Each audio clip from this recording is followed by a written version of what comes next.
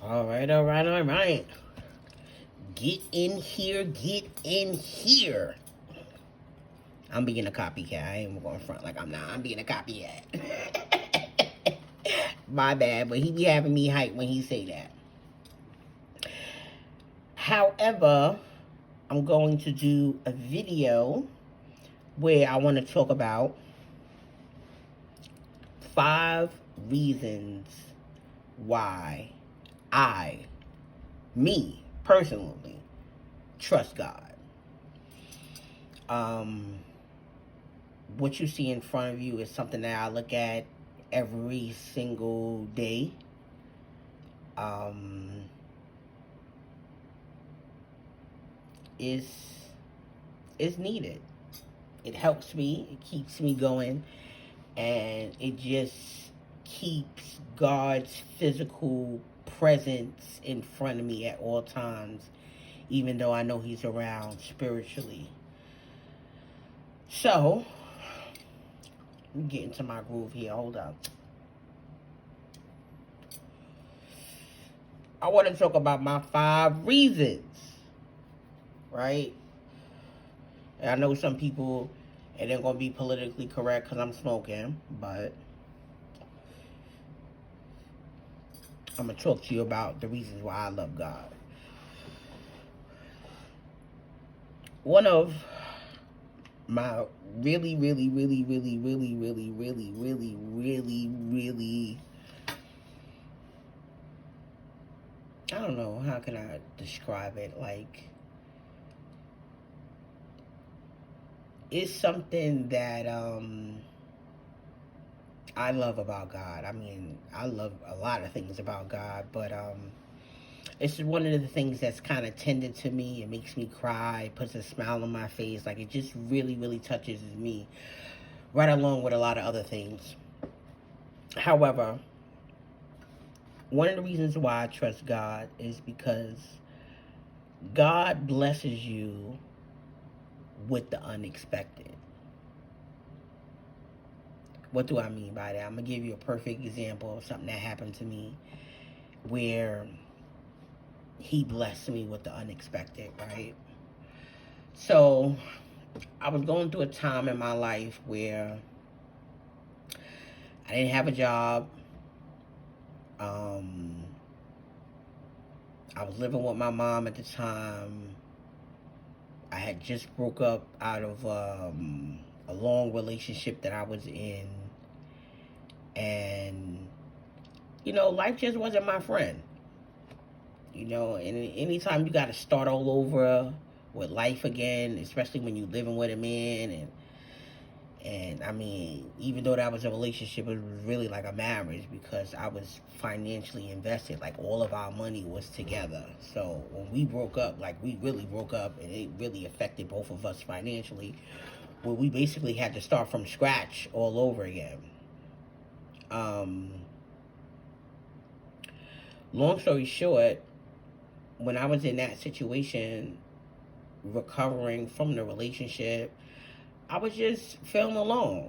I wasn't really feeling the best about myself. Like, I wasn't necessarily feeling unattractive, but I just wasn't feeling desirable. I wasn't feeling like I was important to somebody. And what I mean by somebody is specifically a man. So one day I was sitting in my car and I was smoking as usual. And I was talking to God, kind of crying to Him about what I was going through. And I was just like so frustrated.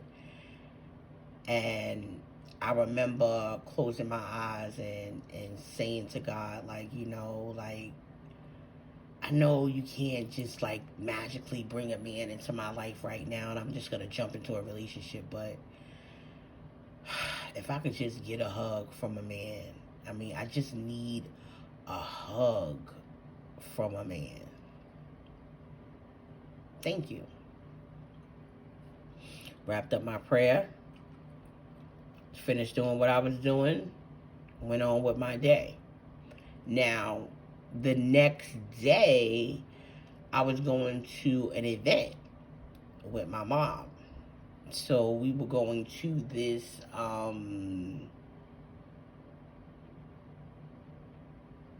it was I forgot, it was some type of entertainment going on where I think people were either a speaking engagement event, or people were doing some showing their talents about something. Like I forgot what type of event it was, but it was real cute. It was a nice little spot. It was out in DC, and we went to her friend's house, somebody that she knew personally. So this wasn't like an event that was open to the crowd. It was just open to the people that my mother's friend knew. So we go to the event. We got there kind of late, so when we got there, we didn't get a chance to like really pick our spots to sit down. So anytime you go to an event, especially if any type of entertainment and there's seats, all the good seats is kind of taken up. So we're kind of like sitting on the side, and the entertainers doing their thing, and then maybe like 2-3 minutes later, the entertainer wraps up, and we're literally standing behind the entertainer. So that means that we're like kind of like facing the crowd. Okay? So as the comedian or whoever was entertaining us was wrapping up, this guy is like walking towards the exit, which means like you kind of got to walk towards where we're looking and where we're facing to get to the exit. So I'm kind of like moving out the way because I know that he's going to have to walk past me to actually exit. And this beautiful black man walked right up to me and gave me a hug. And I'm not talking about like just like a regular little like pat on the back hug. I'm talking about like a 2-arm hug. Like it was an embrace. And he didn't ask my name. He didn't say who he was. He just literally gave me a hug and walked away. And I was so happy that my mother was there, because my mother was able to witness it. And literally when I looked at her, her mouth was open like, what the hell just happened here? And I kind of laughed because it was like, really? Really, God? Really? So when I got a chance to kind of like get alone to myself, because, I have this hermit part of me where, I kind of deal with the outside, but I have to kind of like process what happened and go into my little shell. And when I did, I just was replaying it. And then I replayed the previous day how I asked God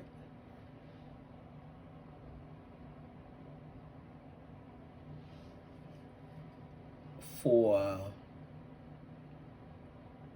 a hug.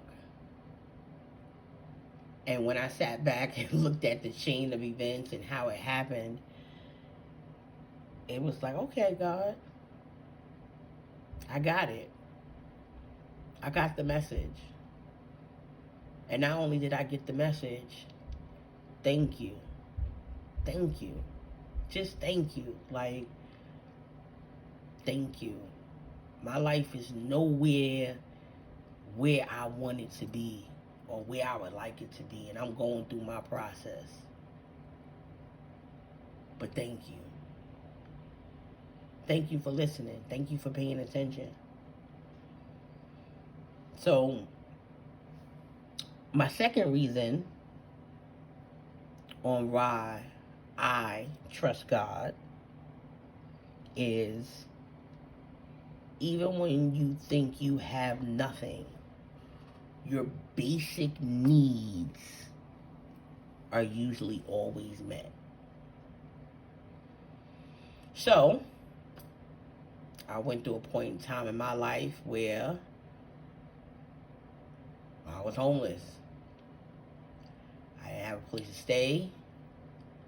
I didn't have no job, and I was by myself, alone, like literally alone. I'm not gonna say I didn't have any family that I couldn't go lean on or deal with, but one of the reasons why I didn't want to do that and I didn't want to choose that avenue is because when you live with someone, when they're helping you, you have, like, not only are you dealing with what you're going through and your own burden of life, now you have to deal with the burden of life of the people that you're living with. Because their issues in that household 9 times out of 10 becomes your issues. Right? So yes, it's great that they're opening up their door to you, but the reality is you got more problems on top of the problems that you got. Now you can either look at it that way or you can look at it a different way. You can look at it whatever way you want to look at it. Listen, it's all up to you. I'm telling you how I looked at it. I looked at me leaning on friends, relatives, was putting more of a burden on my back. I'd rather go out here, be homeless, let it be me and God, and let's see how it go. I mean, I already done lived with people, and I already done went through all kind of craziness with that. That didn't work out for me. Let's see how it go when it's just me and you and we out here and I'm homeless. Let's see how it go. Right? So, when I tell you I was depressed, I was sad, I was just in a dark place, and I believe everybody that's human has experienced some level of depression. I'm not saying depression stays with you a long period of time. Depression stays with people depending on who you are and where your mental state is. But I believe every human will experience some level of depression, right? Because depression is an emotion, it's a feeling, it's a state of mind that you're in. So,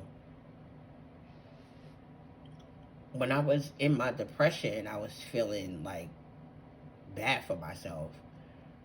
I started to get jobs.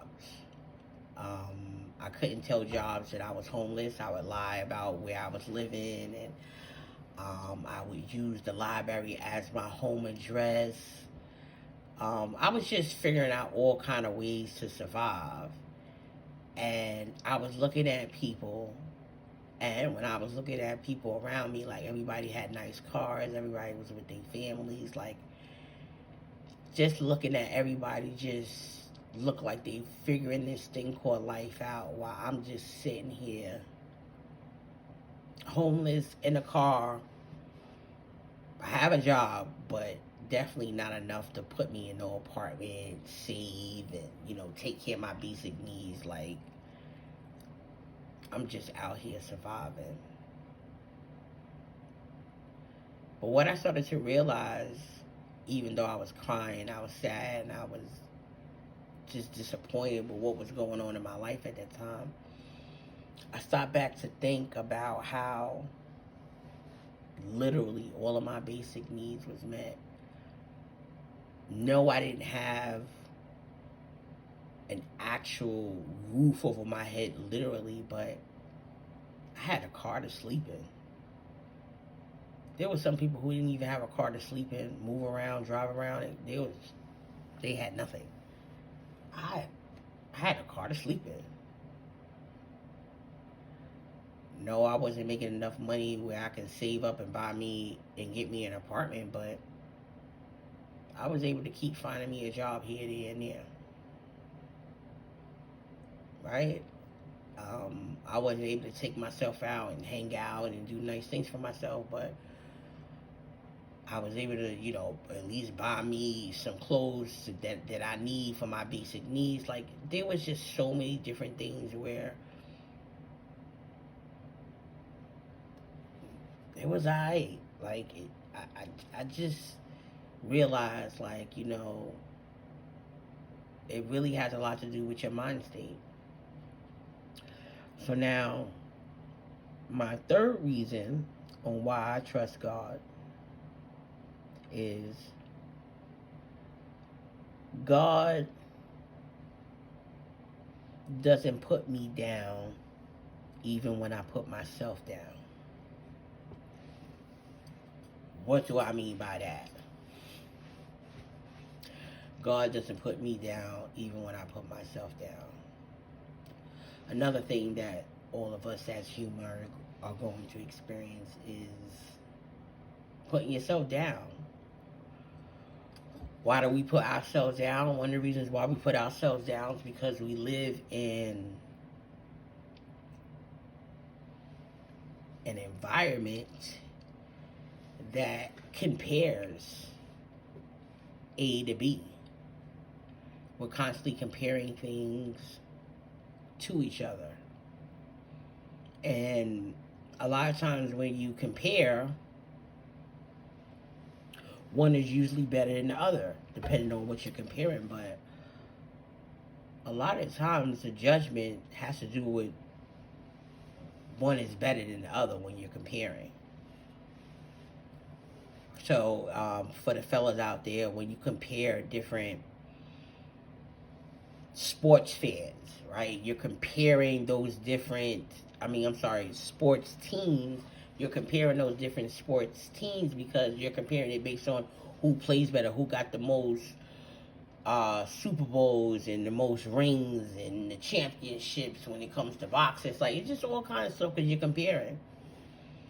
So, because I'm comparing all the time, because that's the world we live in, I'm constantly putting myself down, right? I'll give you a perfect example. One of the reasons why I don't want to show my face on camera is because I don't like my weight, right? So, yeah, you have people who are heavy set and they still show themselves on camera, so, that shouldn't be a big deal for me, but the reality is we do live in a society where people are constantly comparing. So since we compare and that's not an area that I'm comfortable in, I don't show myself. But the beautiful thing is that even though I'm behind the camera and I'm putting myself down about my looks, God is not putting me down. God thinks that I'm beautiful. God made me to be beautiful, right? Right? It's my mind state. It's how I feel. And also the beautiful thing about God is that He doesn't rush you to see things His way, right? It's up to you and your matter of time. Like, even when you listen to people in the Bible and their stories, like, everybody learned different things at different times. Sometimes people got the lesson quick. Some people took them years, excessive years that it shouldn't have took them. They could have wrapped it up real quick, but it took them a little while, right? But God wasn't rushing, because you're going to get it. You're going to get it. You're going to get it. Trust me, you won't get it. But isn't it beautiful to have an entity, right? The creator, the divine, to not put you down while you sitting here putting your own self down. That's a beautiful thing, right? Like, I have to trust God because He loves me. He adores me. It's me that's putting myself in a bad position. Another reason why I trust God is because God is kind and giving. What do I mean about God being kind and giving? There was so many times where God blessed me with something as small as, because the way God communicates with to us is through our experience that we have here on the universe, right? So he can connect with us through animals. He can connect through us through an environment. He can connect to us through humans and other people, and just different experiences we have. And when the more you're in tune with God and his energy, the more you recognize these experiences that you're having and what's going on at that time. So what do I mean by kind? For an example, when I know God is being kind to me is when I'm in a situation where I'm stressing about my financial situation. Like, I remember going from literally making, let's say, we're not even gonna put it into an hourly rate. We're just gonna round it off to like a yearly amount. So let's say God took me from making literally in a day, right? Like, I was stressing about my financial situation. Like, oh my goodness, this is just never going to work. I'm going to just stay in this situation. And then I remember watching this YouTube video, and it was about meditation to positive affirmations. And I was just listening to it, and I started to just have these positive affirmations in my mind.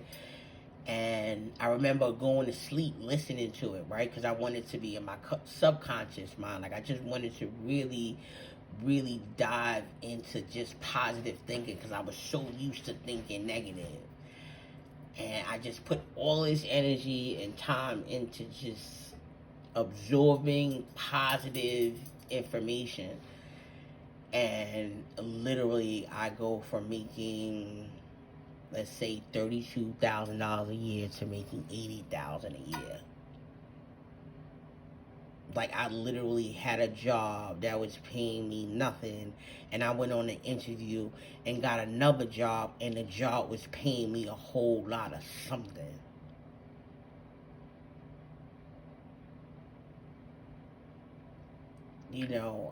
Some people call that like a big blessing. I don't know what somebody call it, but the reason why I call that kind is because if anyone is in a position or has the ability to help you succeed and get further, or do anything to help you, I'm talking about it's something simple as opening up the daggone door to make sure that I get in the door because I'm a woman. Like, something just as simple as that.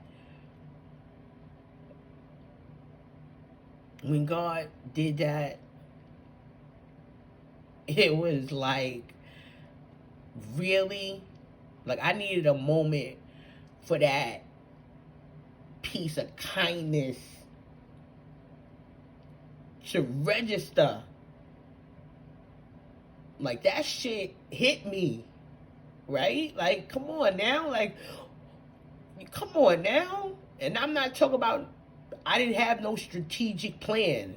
I didn't sit there and go to college and did it like this and did it like that, and then I made this amount. It wasn't like that. It was going from a broke mentality, making $32,000 a year, to listening to something positive, started to believe and put in some energy that things can change for me, and it changed. That's what I'm talking about. That's what I mean. How God is kind and giving. You can't get no better than that. And the last thing, to just kind of wrap this up, because I know I've been going off on my little tangent. My bad, but I had to really, really kind of put it out there. The last thing that I have is God always protects you.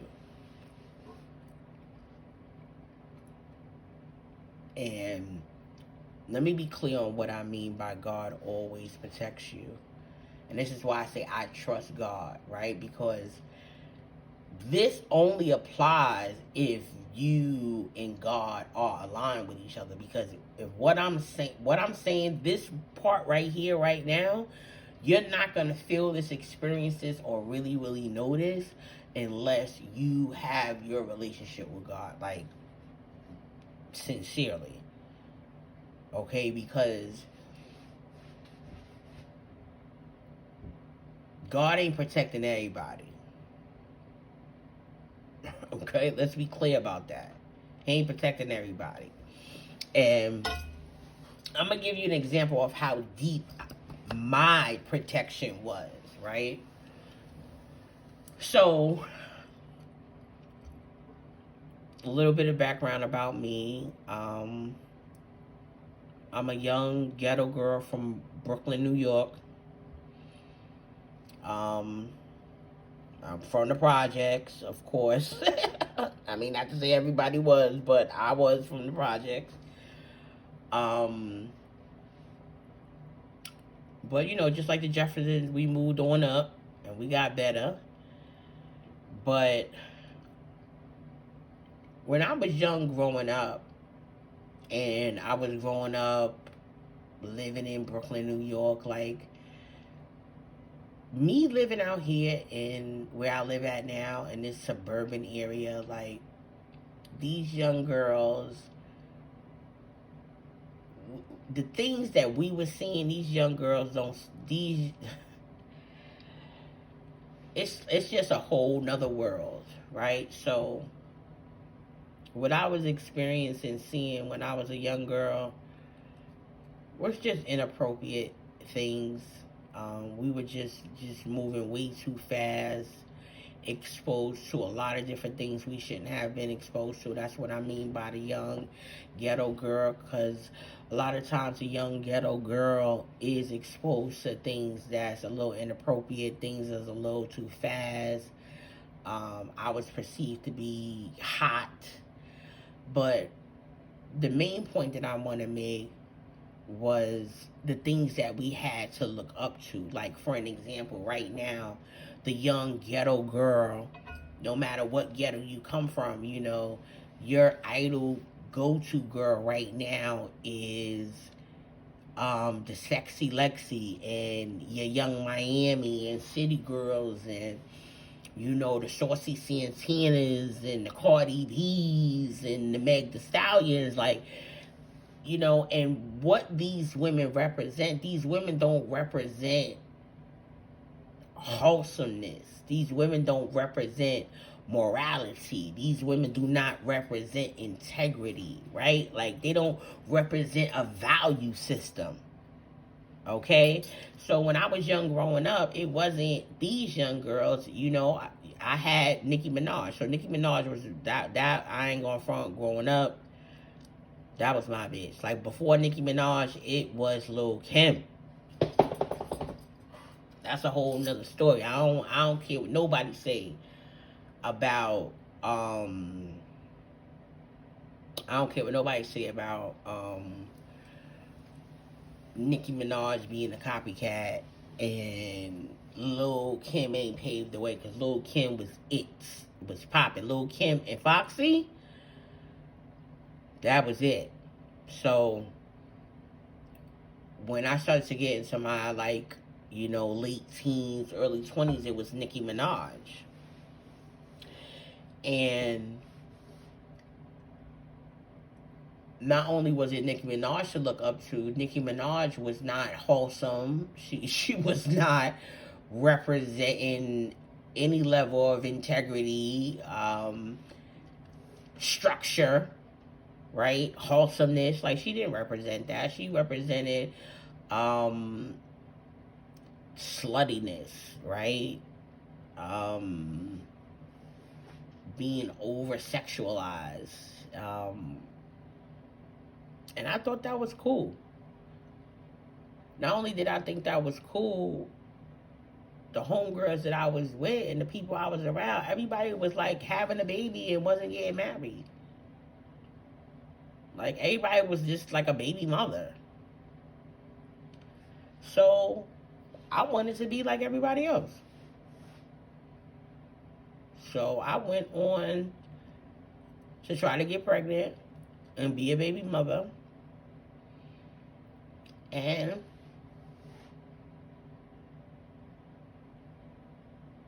all kind of things happened. I didn't had a miscarriage. Um, I had an abortion at a time because I was too young. And the only reason why I had an abortion is because I was living with my mother at the time, and that was a standard living in her house. I didn't have a choice to have a baby on my own. The only way I was going to be able to have that baby on my own, I would have to move out literally that day, because my mother was the type of mother that's putting you to the street that day. I would have to go in the street that day. So because I didn't want to go in the street that day at that young age getting pregnant, I had an abortion. And then when I was able to have a baby, I had miscarriages. Right? Now, I come from a family of women who can have children. Like, I don't come from a family of women where, we got issues having children. Right? And I have a regular menstrual cycle, so I know people have their own opinions about what they think is going on, but one of the reasons why I know God made sure I had a miscarriage with my last pregnancy is because I was in a very toxic relationship with a very toxic man. So if I would have had a baby in that relationship and those miscarriages didn't happen, then I would still be stuck with a man who was toxic for me. So by wrapping this up, I mean that God protects you, especially the ones that's out here doing right. So God been protecting me the whole time. Not saying that I ain't made mistakes and did anything shady, because I'm human. So we're born into doing something we're not gonna always align with the things that's right with God. But it has a lot to do with your soul and what's going on in the inside in that heart of yours, right? Because what's going on in the heart and on the inside is what motivates your actions and your intentions and what you do out here in the world, right? It's like your navigation system. And when your navigation system is toxic and corroded, ain't nothing God can do to wrap that around unless you want to get a grip on it. Because the reality is God gives us a choice. We get to pick and choose who we want to be, right? So when you got these people out here being grimy, so I'm going to just throw in the P. Diddy and the Cassie situation, right? So with P. Diddy and Cassie, and this is why I mean how God ain't out here protecting everybody, right? Because if you ain't out here doing what you supposed to do, doing right, God ain't gonna be protecting you when you out here doing shady in that heart, right? So P. Diddy been out here being shady for a while, right? And he been getting away with it. But now he got to deal with what he can't get away with no more, right? So God ain't gonna sit there and protect all this nastiness and this ugliness that you was doing out here in the streets. God ain't protecting that. But you know why God been protecting me? Because I'm out here spreading his word, right? I'm out here being kind to people. I'm out here not walking around like an angry black woman because I got a heavy story to tell, right? I'm genuinely in my heart, I do right by people. Like, I was doing right by people so much that I was getting pimped by relatives and friends, all kind of people. But it was okay because it was all lessons learned, and I'm not upset. But I love God tremendously. I mean, I get up and I breathe every day literally because of God. Like, until I have children, literally my motivation to get up every day and to even do this video right now is all because of God. So I got some powerful reasons why I trust God. Won't you tell me in the comments why you trust God? Later.